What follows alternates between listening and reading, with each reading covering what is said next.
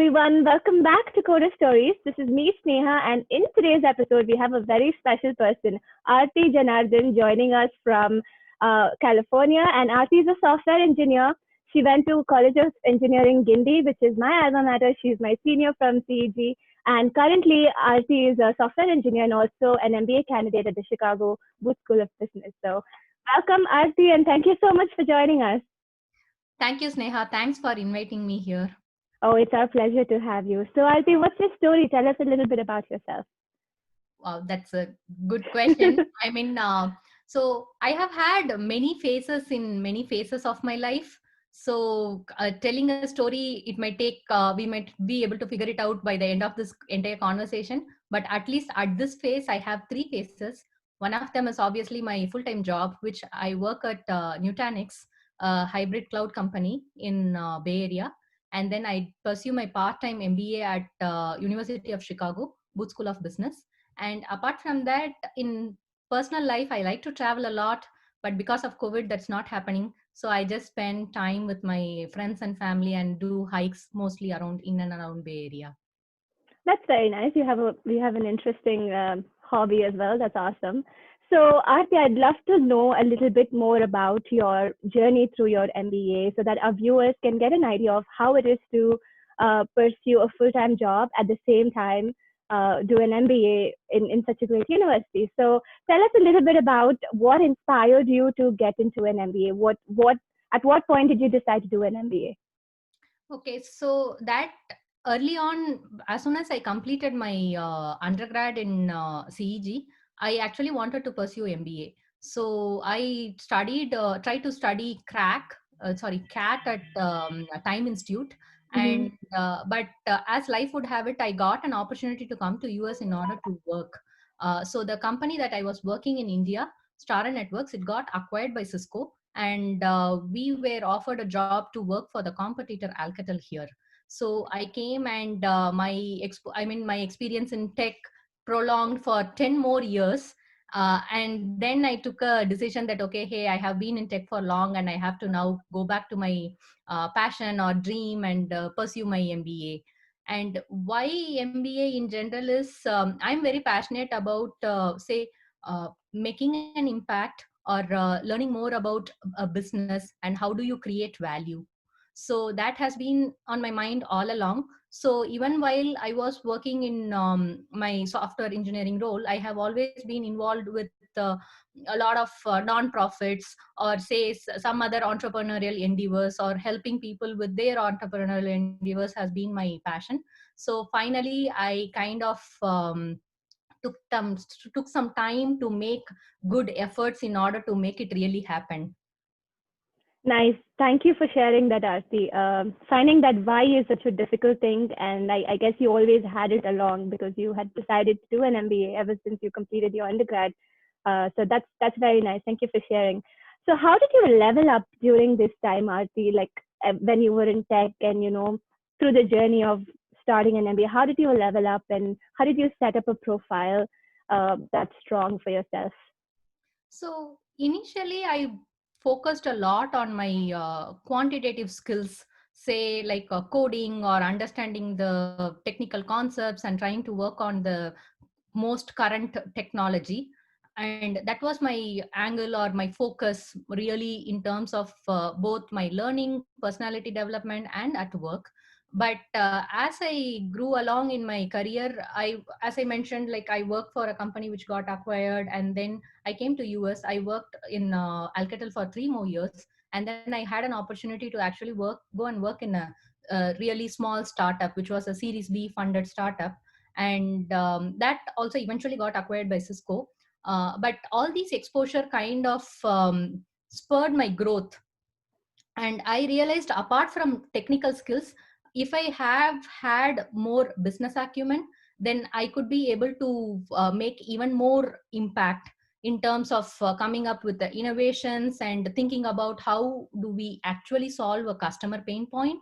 Mm-hmm. And also from a personal development, I started focusing more on qualitative skills, say self expressing myself better, or telling a better story about what I think, my idea or the product, and selling the idea or the product to the customers or to fellow even team members. So it was a very gradual journey. I mean, it was just leveling up at every step and bit.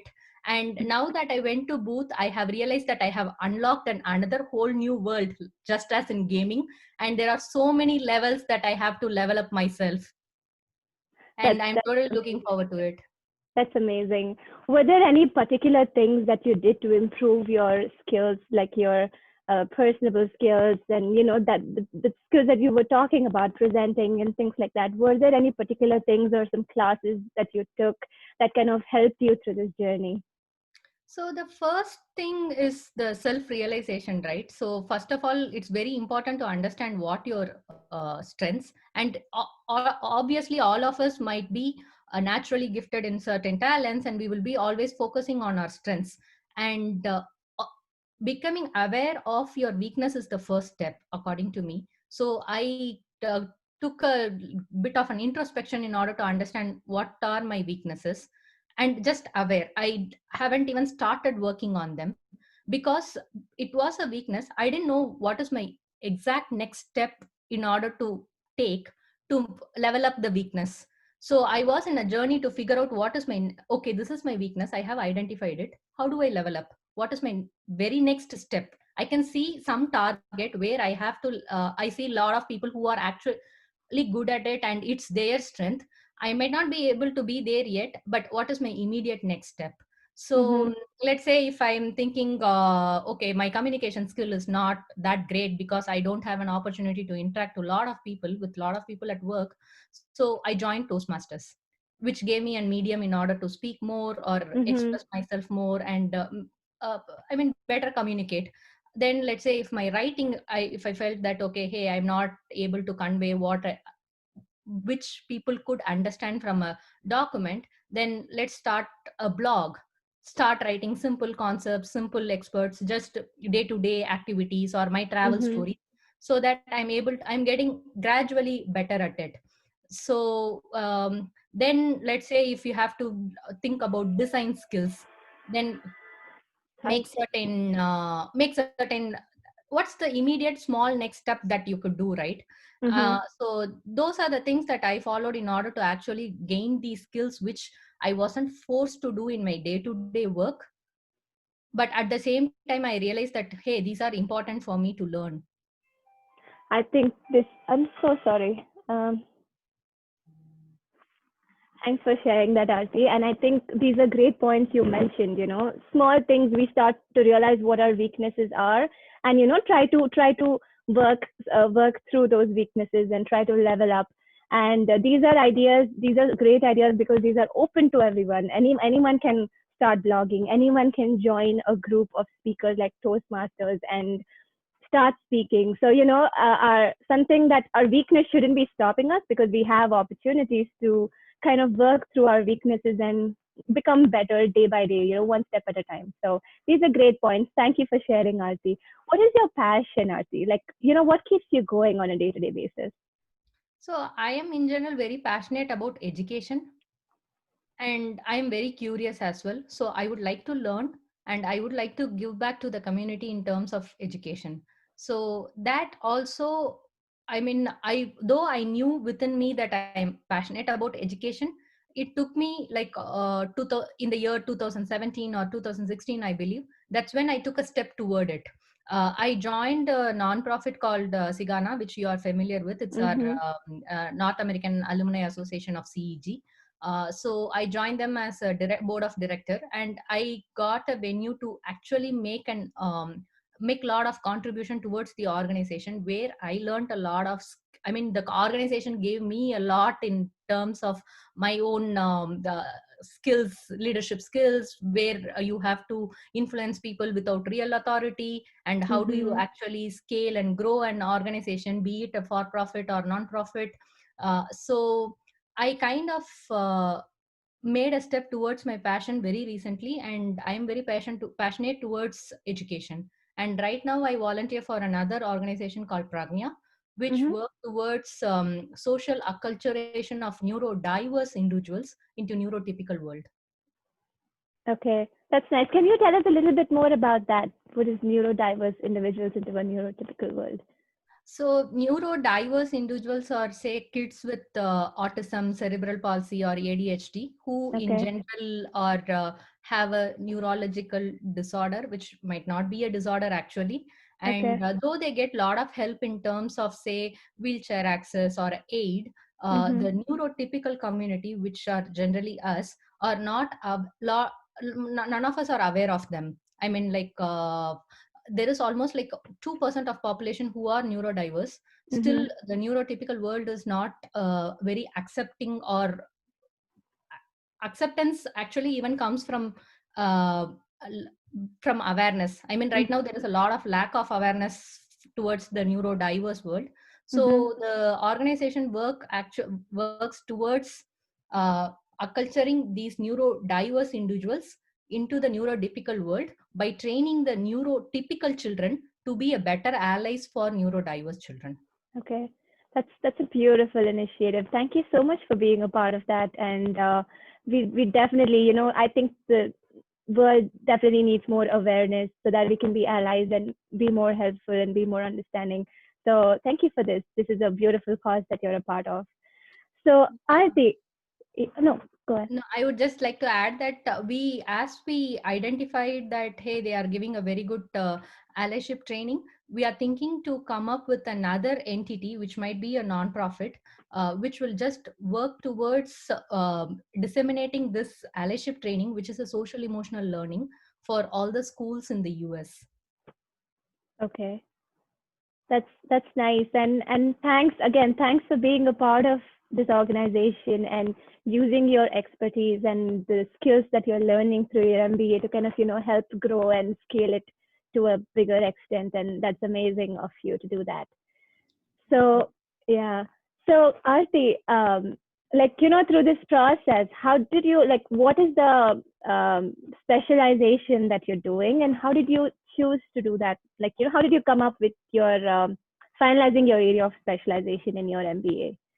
So within Booth, obviously there are a lot of concentration. I think there are 13 concentrations, and one of them, I mean, it varies from entrepreneurship, marketing, strategy to general management. So I am thinking to specialize in entrepreneurship, obviously, Mm-hmm. and then strategy and general management.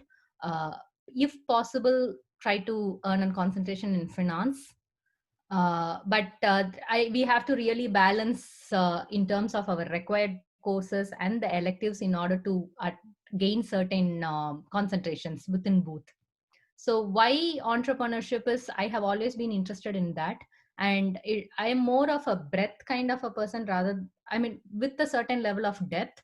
Mm-hmm. But entrepreneurship is definitely one of the field where you need to cover a lot of breadth, because, like, let's say, being not a founder or even a lead, you need to have perspectives on so many verticals that are the building blocks of the firm or the project that you are trying to do, and you must have a clear idea how you tie them together. So that always fascinated me. So I chose entrepreneurship as one of my concentrations. And strategic thinking is important. You need strategic thinking in almost everything, and having strategy as a separate concentration might not it's not that intuitive, because, like, say, marketing has marketing strategy, and everything needs its own strategy. But I think here the strategy they mean by competitive strategy, which is like how do you strategize yourself in order to give some kind of a differentiated story, or how do Mm-hmm. you differentiate yourself from everything else. So I'm fascinated with that as well, and what is the value proposition for any entity in that chain. And in terms of general management, again, this ties along with my vision in order to be an entrepreneurial lead, because Mm-hmm. you need to know a lot of verticals within the firm and the project. You need to know at least a little bit information about, okay, how HR works, or how accounting works, how does legal work, and Mm-hmm. how does your product works, engineering works. So I thought, okay, general management might be definitely an important requirement in to be a successful entrepreneur. Okay. Thank you for sharing that. So, in these, when you choose these concentrations, do you also get opportunities to actually work on them, like more like pro bono consulting and all that, to practice what you're learning? Can you tell us a little bit more about that? Oh, at Booth, it's amazing because we have a Polsky Center for Entrepreneurship, along with other centers, which is for marketing or say even social impact. So I have been, as soon as I joined MBA, I realized that, hey, just doing my coursework will not cut it. So we have Mm-hmm. to be actively involved in other projects. So we, as a team, submitted, and I mean, I have done a lot of extracurriculars within the booth, but one of them is, I mean, I could list them all out. So one of them is, first one was winning an investment thesis challenge, where we got to intern at a private equity firm at Chicago. And then we consulted for a non-profit in Chicago. Okay. Right now, I'm doing a little bit of a pro bono consulting for startups in order to figure out their product market fit. Mm-hmm. And we are also participating in Social New Venture Challenge, which is the concept that I earlier explained about taking allyship training as a social emotional learning for schools in US. Okay. That's nice. That's nice that you actually get to, use it right when you're learning and, kind of take advantage of that learning opportunity while you're studying. So Aarti, you are also working a full-time job, and I can only imagine how hectic your life is right now with a full-time job and MBA and all the consulting that you do. What are some of your tips for people who are thinking of doing an MBA while doing, a full-time job? So I did really thought about quitting my job and trying to do an full-time MBA rather than a Mm-hmm. part-time MBA. So even I thought about executive MBA, but Mm-hmm. let's say I took a class visit at Berkeley, and they were discussing about how, as a VP of the company, how will you set the culture of the company. So for my current level, that was a bit of a lot of jump, because I wasn't a manager, or I'm not yet there to take an executive MBA. So I ruled out executive MBA. So Mm-hmm. then came whether it's full time or part time. And what I realized is, let's say MBA, right? It's a journey.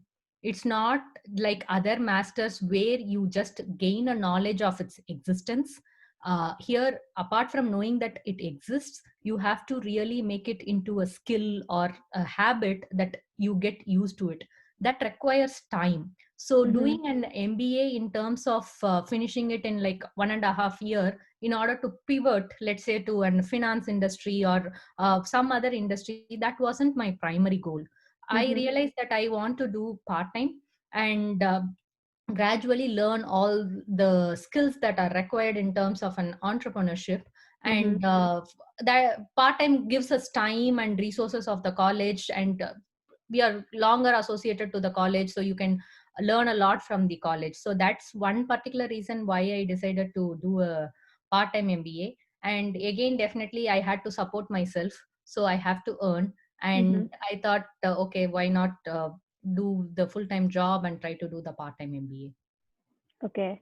Yeah, that you thank you for walking us through each step, because it's always when as a person who's looking into these options, it's like confusing on which one do I choose, which one is the right thing for me, which one is the right fit. So what are some tips that you give for people? Like, how do you manage that? How do you manage having a full-time job and doing this side by side, like your time management and all of that Yeah, good stuff? it requires a lot of planning, time management, and prioritization. So, in terms of even planning, when I decided, okay, I'm going to do a part time MBA, then I had to switch my job. In the new job, I had to clearly inform them that, hey, I'm going to do this part time MBA, and I Mm-hmm. might not be available on Fridays. Fridays will be a work from home for me. So, Mm-hmm. you kind of think it little bit longer. You cannot make very short vision decisions. You have to think Mm-hmm. a bit longer. And so that's, and it's a lot of change in your life as well. say like informing the personal life or like parents that hey, I might not be able to come to India for next 3 years. And Mm-hmm. if you have your partner, then setting the right expectations that this is going to be very hard and time consuming and my social life might be severely curtailed. Mm-hmm. So those things needs to be really well thought out and communicated to the appropriate people. So that's one thing. And in terms of prioritization, yeah, there will be a lot of things coming at you at the same time, and managing them is harder. And what I did was, even before joining MBA, I went to a lot of meetups and learned a bit about everything, so that Mm-hmm. it is not completely new to me. And also the work that I currently do is something I have been doing for the past 10 years, so I Mm-hmm. have a certain level of expertise over there. So I try to just by some kind of a familiarity in this entire scenario is very important. Mm-hmm. So that is another thing I would recommend. And also prioritizing, like how do you prioritize what needs to be done, what needs not to be done. And if you are having decision paralysis, that you are not able to make a decision in a given time, Mm-hmm. identifying it and immediately uh, cutting out that identifying it is very important, so that you're wasting Mm-hmm. time, right? So you realize that Yeah. you're wasting time, so that you make some decision and move on. Mm-hmm. uh, Own it and move on. Sorry. Make a decision, own it, and move on. Move on, Just yeah, finish exactly. it. Just Yeah. you wasting your time in terms of making a decision is a huge loss. And Mm-hmm. then definitely time, everything boils down to time. You have just 24 hours in a day, Yeah. so you have to time it well. And I think right now I work on Panning Foster all the time, because like Mm-hmm. I slot it and I try to finish when it comes and when I have to do it. But Mm-hmm. you cannot be short sighted that like that as well. You have to think a little bit longer and make sure that you're making your short term steps which are Mm-hmm. aligned towards your long term goal. Mm-hmm. That's wonderful. Thank you for sharing that, Arti. You mentioned that you went to meetups and you did some short courses and stuff before you actually started your MBA. Can you tell us a little bit about what kind of what kind of courses you took to prepare yourself to get yourself familiarized with the subjects that you'll kind of get through? Yeah, so actually, what I did was I went and worked for an incubator level startup, which was part of Plug and Play Center. Okay. And but that's when I really realized that I didn't know a lot of. There was gaps in my knowledge where if you have to really bootstrap a company. But eventually I quit the startup and I came back to work in the mainstream industry. Mm-hmm. And now I actively went out and figured started filling in the gaps of my knowledge. Okay. So I used to go to a lot of product meetings in order to understand tech products better. Mm-hmm. And then I did the certification from product school. And then I realized that hey, if it is a business, then it's not just a product. You have these other verticals as well where you need to have an idea. So that Mm-hmm. kind of prompted me to do the MBA. Okay. So in these meetings I actually met a lot of people, and I saw people who were aspiring to become the senior product manager or move into product management from other verticals that they were currently present in. Mm-hmm. Whereas the speakers who came, I could clearly see that they have spurred their growth by studying in a good alma mater. So I realized, okay, let me also then do a MBA in order to, I mean, this is not the only route, but Mm-hmm. this is the path that I chose for me. And Okay. I really enjoy it right now. Okay. That's beautiful. I feel like it's such a nice journey which was very well thought out, and I think you took the right steps, to actually kind of reach to that. And I think you're taking the right steps to go even forward to accomplish your dreams. Thank you so much for sharing it with us. And everything that you've mentioned is gold. I think this is great information, Arti.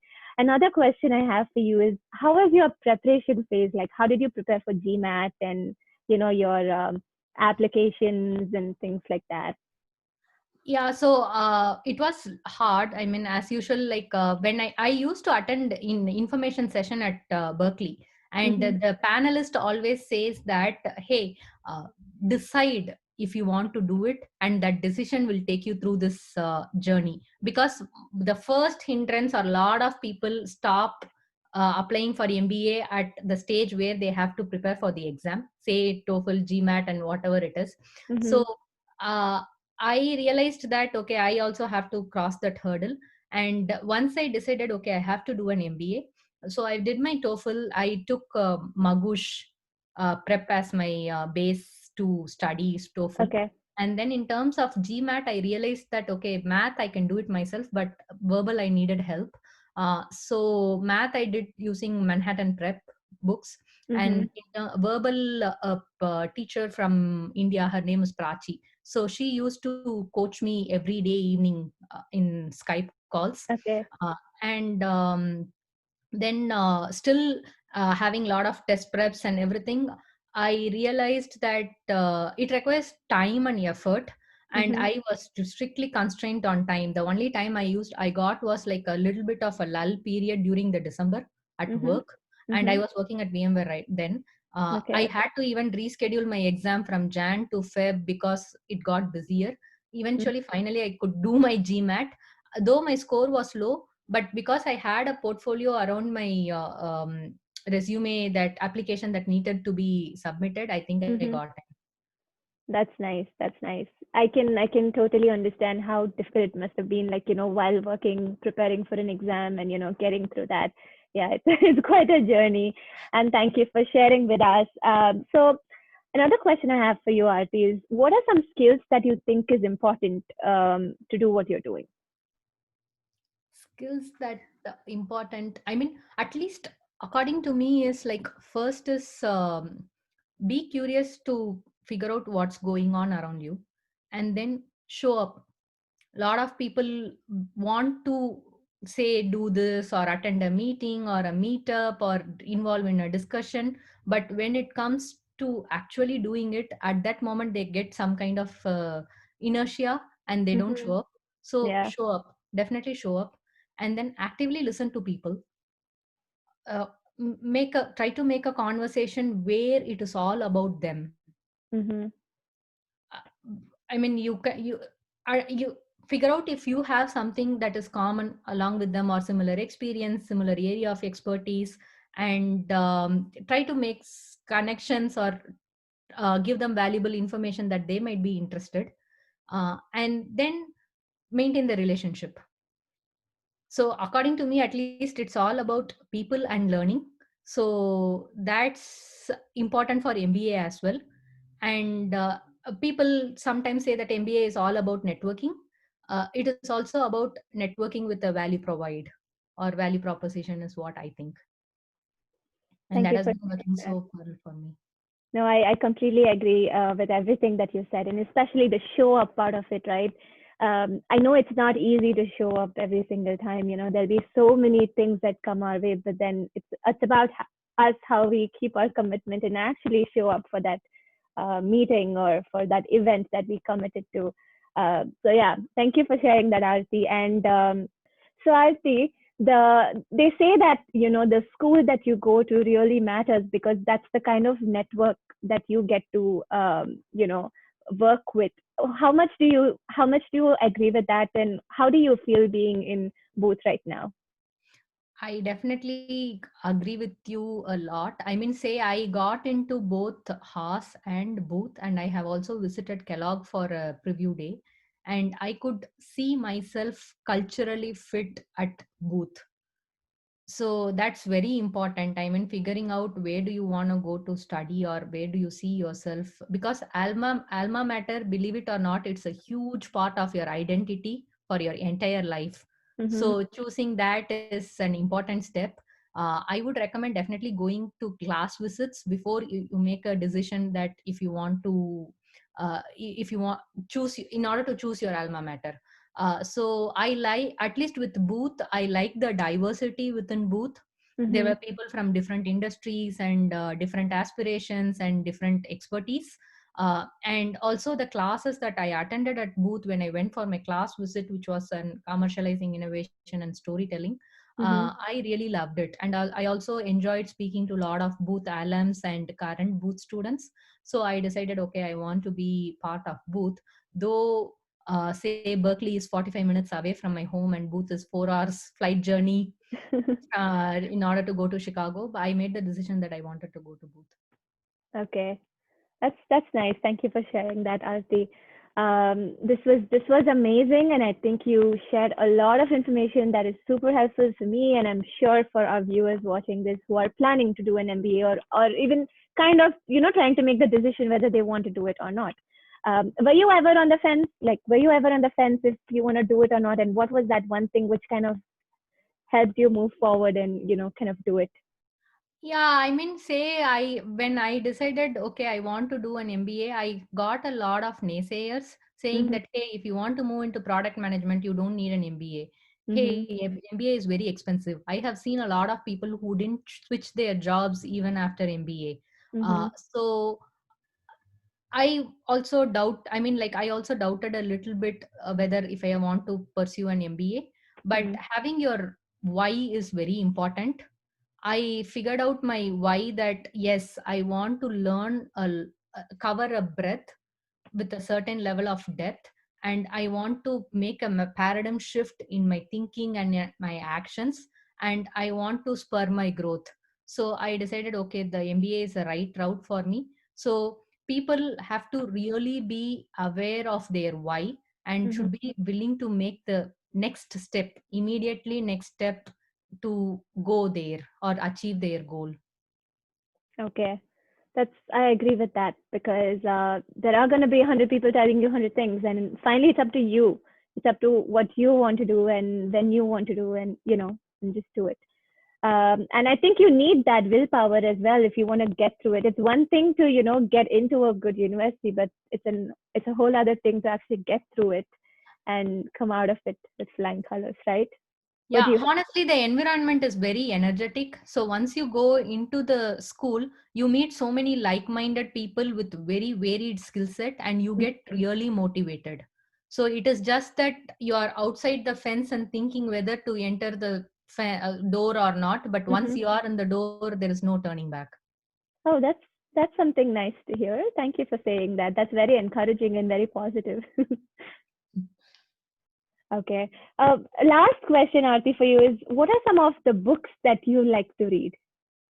So I initially in my younger years I used to read young adult fantasy, Harry Potter, Hunger Games. Now I have matured a bit, and I read like self-help books and business books. So say, I mean, keep it simple as 0 to 1 or Play Bigger and originals. And it is good to use them as anecdotes and the frameworks that they give in order to express your thoughts. But Mm-hmm. the book that is very close to my heart is Fountainhead. Okay. So I got to read. So Fountainhead is about individualism. So it's a fiction Mm-hmm. where they talk about an architect who is a visionary in terms of building modern structures rather than going back to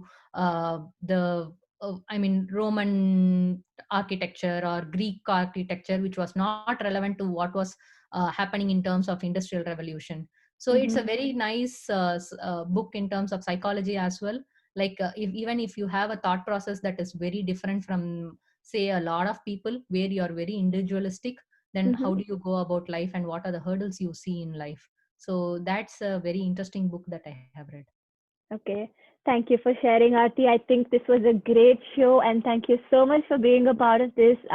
And for the viewers who are watching this, I'll be adding all the details about Aarti in the description box below, and then I'll have a LinkedIn details also. Go say hi to Aarti on LinkedIn. And thank you so much for watching. If you found this episode helpful, give it a like, share it with your friends, and subscribe to this channel because that really helps us grow. Thank you so much for watching.